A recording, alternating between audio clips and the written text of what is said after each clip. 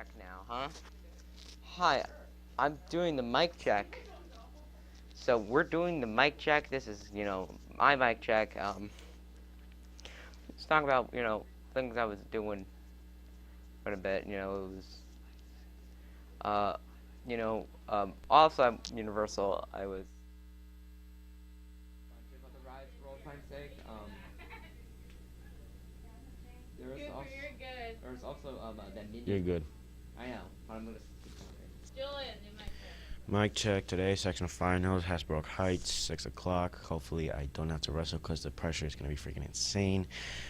There's a kid that's 110. Whoever's running. 110, then he's probably the 113 class, to be honest. 6 o'clock, be there if you want to get tickets. Make sure to go to HasbrookHeights.com, go to wrestling, go to the section of finals, and click buy. You will not be able to. Okay, so, something You won't be able to buy tickets like when you show up, so. Unfortunately, so Am I good? I have to, do my play practice at 5:30, and then I have to leave, I have to leave early for basketball practice. I'm good. All right. I do basketball. Yeah. That delay was wild. Alana, mic check. Okay. Testing 1 2 1 2. Here we go. Good morning and welcome to RPtv. We have a lot of stuff to do today, so let's begin.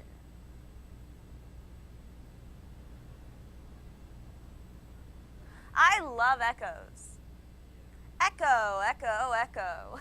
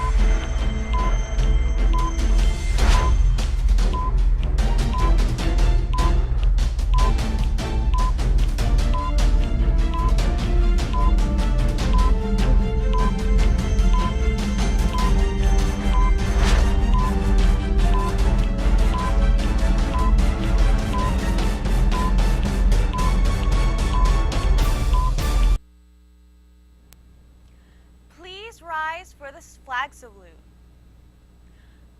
I pledge allegiance to the flag of the United States of America and to the republic for which it stands, one nation, under God, indivisible, with liberty and justice for all.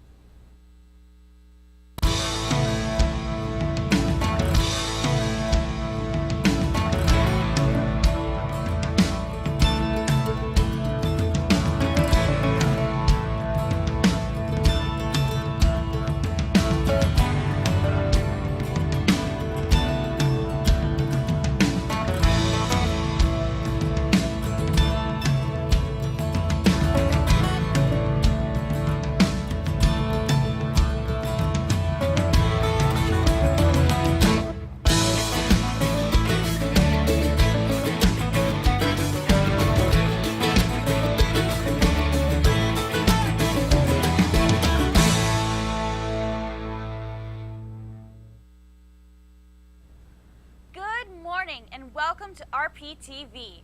Today is Wednesday, February 9th, 2022.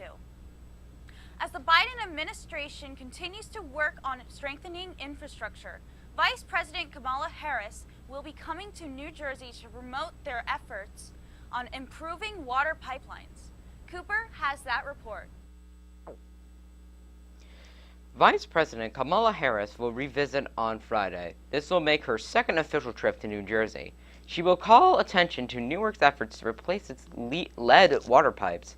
Harris will be joined by many people, including the Environmental Protection Agency Administrator Michael Reagan, Governor Phil Murphy, and Mayor Raz Baraka. The state legislature has passed legislation requiring that every lead water pipe be replaced. This has cost overall $1 trillion just to make this law happen. Also, the additional $1 billion for over 5 years to help cover the cost of replacing the 350,000 lead water pipes. People of Newark had seen how the lead water can affect them, so in August of 2019, they resulted in lining up for bottled water because of the high lead levels. City officials say that the replacement of 25,000 lead water pipes was almost complete. It was funded by a 120 million loan by Essex County. Harris has also visited other places across the country, such as Cincinnati, Milwaukee, Charlotte, North Carolina, and Oakland, California.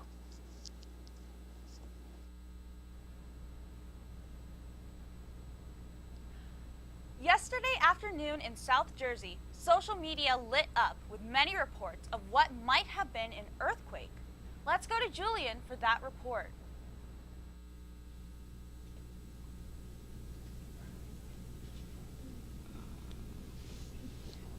Yesterday afternoon, many social media reports were reporting that there was shaking and a loud boom across southern Jersey yesterday. According to many police reports, people reported that their house was shaking, but according to military bases, there wasn't any testing and their military jets weren't fast enough to make the sonic boom. So many were wondering what happened. Now, there weren't any storms in the area, but that could never be ruled out.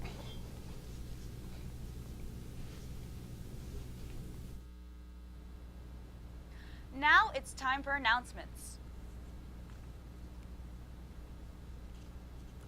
Freshman class of 2025, it's time to raise some dough. Cookie dough sale runs from February 15th until March 10th.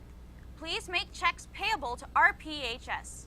Email or see Mrs. Sousa in room 106 or Miss Classy in room 112 with questions.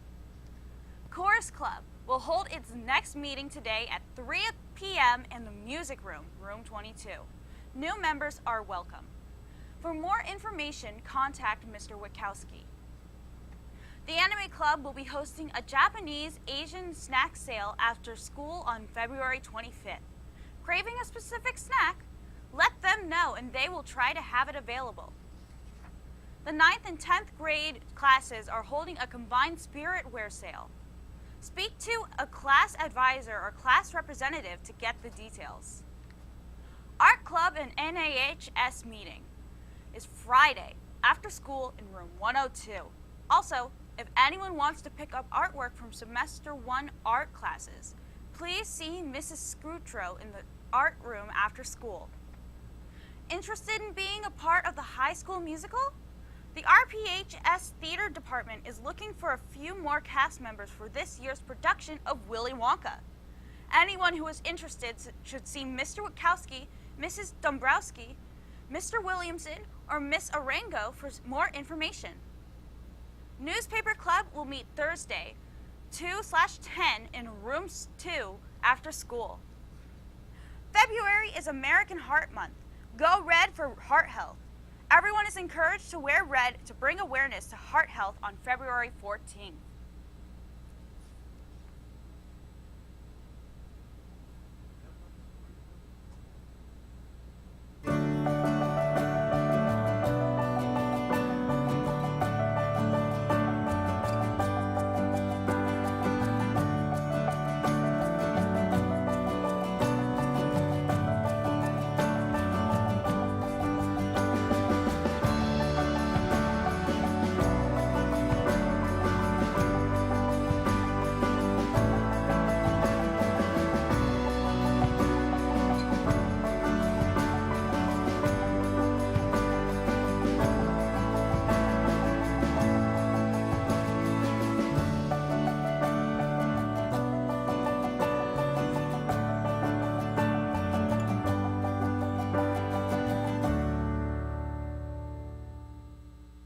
Stay tuned, we'll be right back.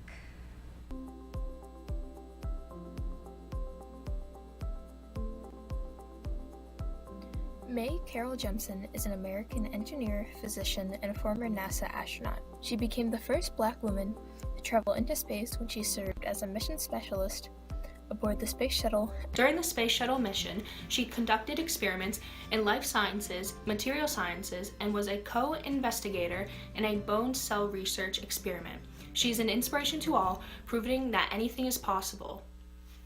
Jemison resigned from NASA. She now works on projects to advance technology in developing countries. Thanks for watching, have a great day, and stay tuned for CNN 10.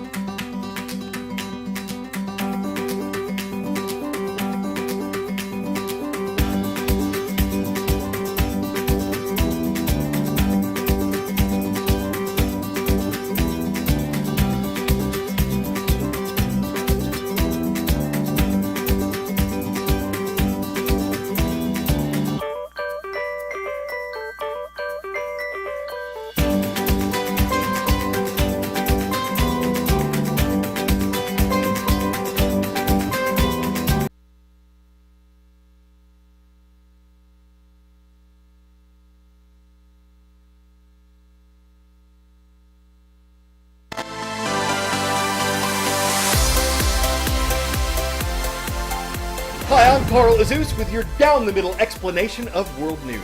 To what extent should the U.S. government's recommendations be followed when it comes to mask mandates in schools? Right now, the U.S. Centers for Disease Control and Prevention, a government agency, recommends universal masking, meaning everyone in school is urged to wear one. The Biden administration says the same thing. It supports masking in schools. But the White House also says it's always been up to local school districts to decide whether they'll follow the government's guidance. And the results have been mixed across America. Some states require masks to be worn in schools. Some have banned mask wearing in schools. And some have rules on this that just aren't being enforced. It's the same thing in individual districts. Some require masks, some don't. Some let students and teachers decide for themselves.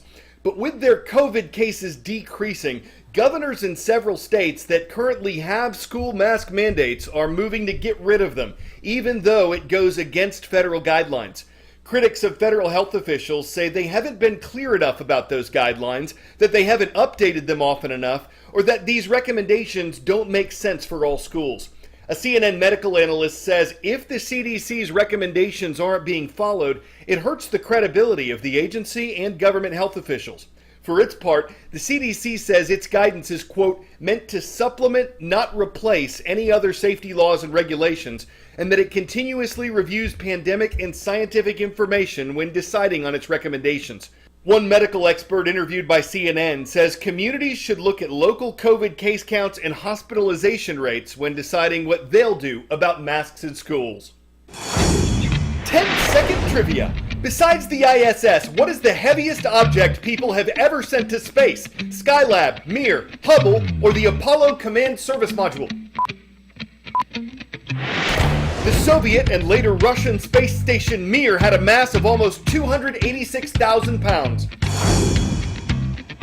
Since 1971, hundreds of pieces of old space equipment, including Mir and Skylab, have been intentionally crashed at Point Nemo.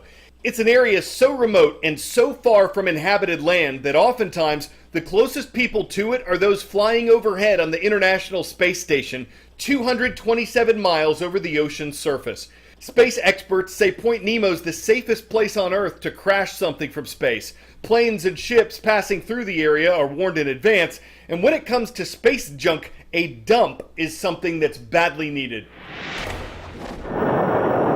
After decades of launches since the dawn of the space age, Earth's orbit has become a junkyard of dead satellites and abandoned rocket bodies. And anytime two objects traveling at about 5 miles a second collide, the impact could look like a scene straight out of the movie Gravity.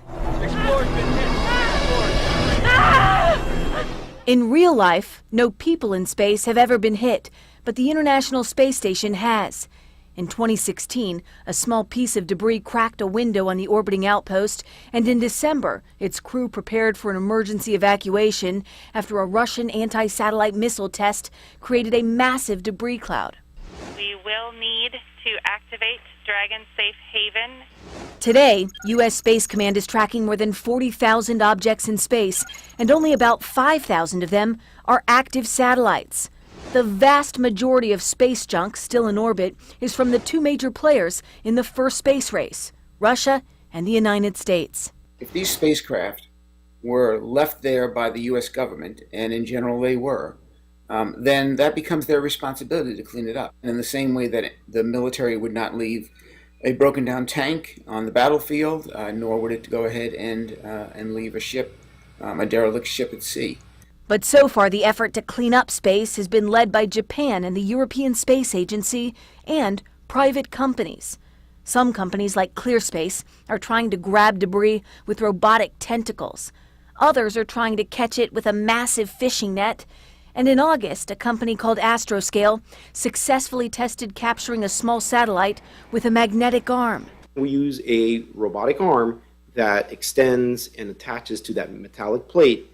That allows us then to basically perform a tow truck or a tug service, bringing that satellite down to a safe distance, and then we can release it to naturally and safely burn up in the atmosphere.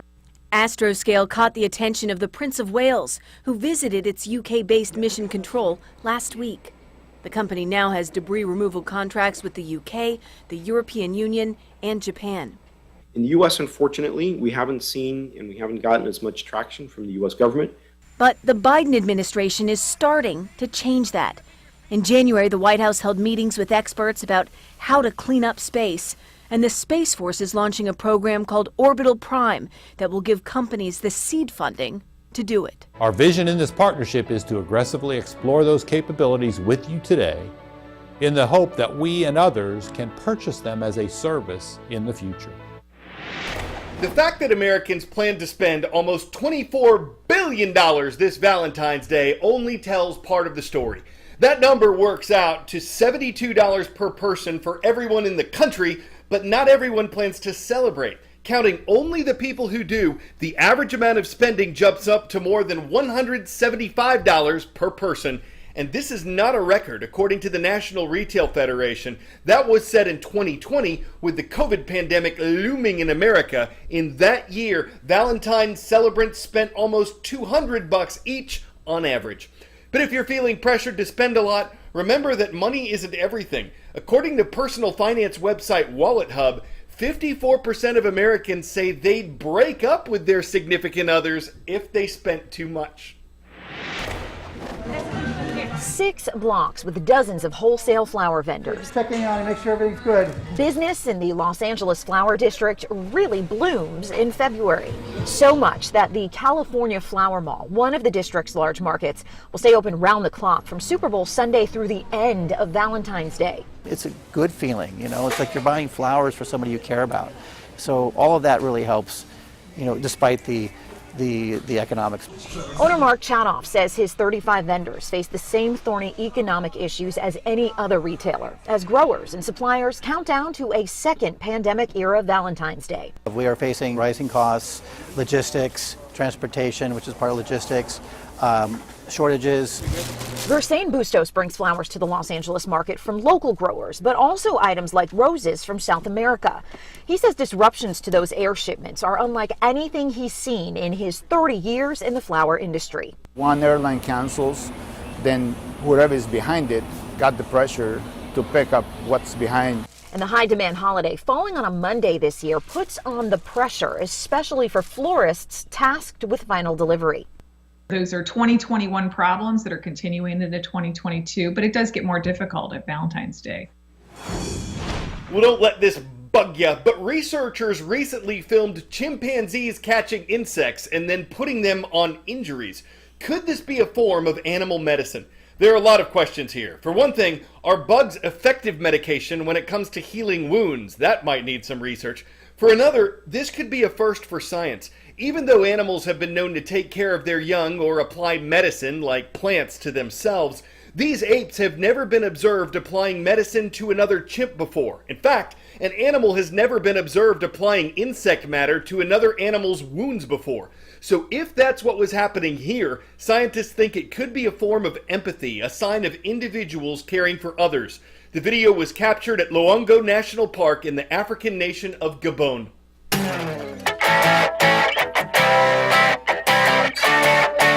For today's 10 out of 10 segment, we're going for the gold, and it has nothing to do with the Olympics. This is Goldens in Golden Day, the first part relating to golden retrievers, the second relating to the city of Golden, Colorado. One participant, a human, said she thought it was the best holiday there ever was. My border collie would snap at that, but there's no question that this retrievers a lot of popularity and a lot of publicity. But could Goldens in Golden inspire other related events? Consider Aussies in Australia, Bostons in Boston, Chihuahuas in Chihuahua, Dalmatians in Dalmatia, English Foxhounds in England, French Bulldogs in France, German Shepherds in Germany, Havanese in Havana, Irish Setters in Ireland, Jack Russells in Jackson, King Shepherds in Kingston, Labradors in Labrador, Maltese in Malta, Newfoundlands in Newfoundland, Otterhounds in Ottawa, Papillons in Papillion, Queenslands in Queensland, Rotties in Rotterdam, Shebas in Sheba, Tibetans in Tibet, Utahnicans in Utah, Wieslas in Visalia, Whippets in Whipple, Zolos in Sholo, Yorkies in Yorkshire, and Zwergpinchers in Zwergen. We've gone to the dogs from A to Z. One more we missed though, Plots in Plattsburgh, because Plattsburgh, New York is where we are shouting out you, Plattsburgh High School. I'm Carl Azus for CNN.